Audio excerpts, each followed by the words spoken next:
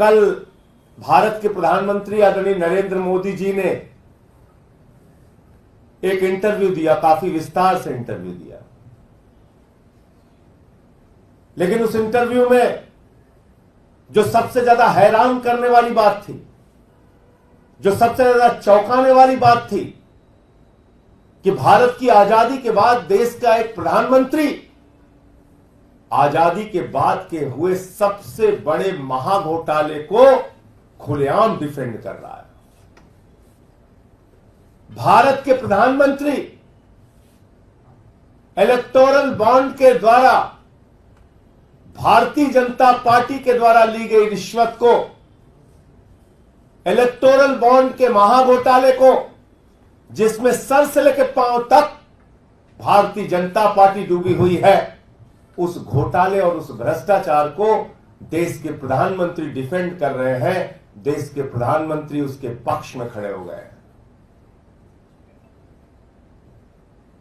Electoral bond पे किसने निर्णय दिया? इलेक्टोरल बॉन्ड को किसने अनकॉन्स्टिट्यूशनल कहा? इलेक्टोरल बॉन्ड को किसने अवैध कहा? किसी पॉलिटिकल पार्टी में ने नहीं कहा प्रधानमंत्री जी। भारत के सर्वोच्च न्यायालय के 5 जजों की खंडपीठ ने कहा, सर्वोच्च न्यायालय के 5 जजों की खंडपीठ ने कहा कि इलेक्टोरल बॉन्ड असंवैधानिक है और अवैध है। आपने सुप्रीम कोर्ट का भी अपमान किया। भारत के प्रधानमंत्री को देश के सुप्रीम कोर्ट से माफी मांगनी चाहिए। भारत के प्रधानमंत्री को सुप्रीम कोर्ट के फैसले की आलोचना करने के लिए और इलेक्टोरल बॉन्ड के भारतीय जनता पार्टी के भ्रष्टाचार को डिफेंड करने के लिए इस देश की जनता से माफी मांगनी चाहिए। खुलेआम आपकी पार्टी ने रिश्वत लिया। 3 बार आपने प्रयास किया कि एक घोटाला खुलने ना पाए। वो तो धन्यवाद है सर्वोच्च न्यायालय का कि उन्होंने कहा नहीं, देश के सामने जाहिर करो किस कंपनी ने तुम्हें कितना पैसा, कितना रिश्वत, कितना घोटाले का रकम आपको दिया है। और जब पता चला तो देश के सामने पूरा सच बीजेपी का आया। अरविंद केजरीवाल जी ने देश की जनता के लिए, दिल्ली की जनता के लिए, जिस जनता के लिए उन्होंने एक बेटे, एक भाई की तरह काम किया, उस जनता के लिए एक संदेश भेजा है कि मेरा नाम अरविंद केजरीवाल है और मैं आतंकवादी नहीं हूं। मेरा नाम अरविंद केजरीवाल है और मैं आतंकवादी नहीं हूं। ऐसा व्यवहार आप अरविंद केजरीवाल जी के साथ कर रहे हैं, आतंकवादियों जैसा। आपको शर्म नहीं आती? प्रधानमंत्री जी अपनी दुर्भावना में इस कदर अपनी नफरत में आप आगे बढ़ चुके हैं कि उनके परिवार से, उनकी पत्नी से उनकी मुलाकात बीच में शीशे की दीवार खड़ी करके आप करते हैं।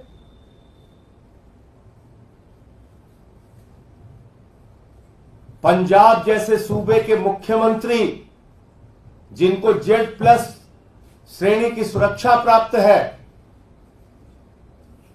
दिल्ली के 3 बार के निर्वाचित मुख्यमंत्री की मुलाकात आप शीशे की दीवार खड़ी करके कराते हैं।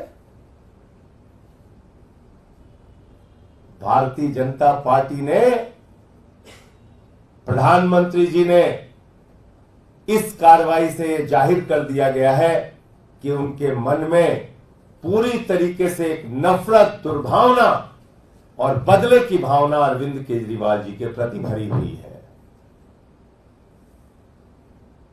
अपने ही देश में अपने ही एक मुख्यमंत्री के साथ ऐसा व्यवहार कर रहे हैं आप प्रधानमंत्री जी। 24 घंटे सीसीटीवी की निगरानी, 24 घंटे प्रताड़ित करने की योजना, 24 घंटे इस बात में आपका दिमाग काम कर रहा है कि कैसे अरविंद केजरीवाल का मनोबल गिर जाए, कैसे उनको और उनके परिवार को अपमानित किया जाए, कैसे उनके पार्टी के नेताओं को अपमानित किया जाए और उनका मनोबल तोड़ा जाए। मैं प्रधानमंत्री जी आपको बताना चाहता हूं, ये अरविंद केजरीवाल है, दूसरी मिट्टी के बने हुए व्यक्ति हैं। ये दूसरी मिट्टी के बने हुए इंसान है। IRS की नौकरी को लात मार के देश सेवा का संकल्प लिया इन्होंने। सैद्धांतिक मुद्दा आया तो 49 दिन की सरकार से भी इस्तीफा दिया।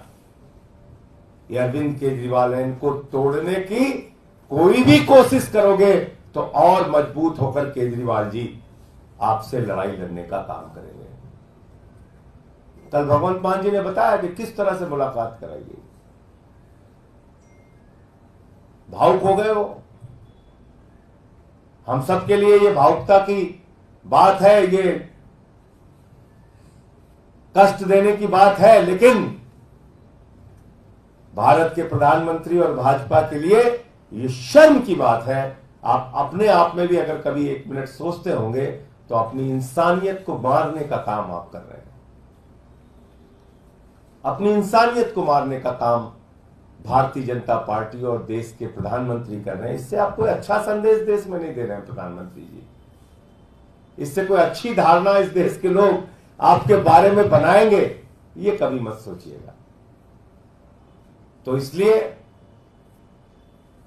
जो कुछ जेल में केजरीवाल जी के साथ हो रहा है, आम आदमी पार्टी उसकी भर्त्सना करती है और ये कृत्य हिटलर शाही का कृत्य है, तानाशाही का कृत्य है और केजरीवाल जी को तोड़ने की मंशा है।